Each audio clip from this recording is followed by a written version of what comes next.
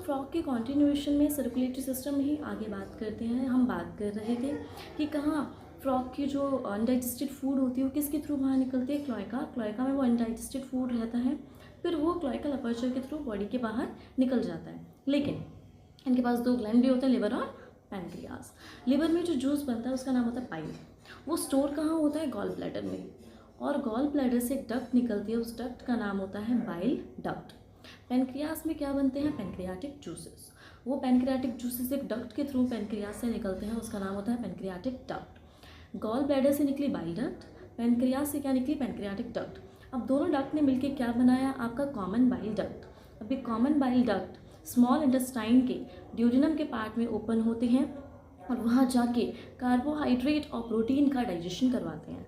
साथ साथ ड्यूडेनम में आपका फैट का इमल्सिफिकेशन भी होता है। What do you mean by emulsification of fat? Emulsification मतलब बड़े फैट के मॉलिक्यूल को स्मॉल फैट के मॉलिक्यूल में कन्वर्ट करना, इसे कहते हैं इमल्सिफिकेशन। इसके बाद जो नेक्स्ट पार्ट आता था जिसे हम बोलते हैं इलियम, यहाँ पे मैक्सिमम वाटर का क्या होता है, एब्सॉर्प्शन। उसके बाद रैक्टम में अनडाइजेस्टेड फूड का स्टोरेज होता है।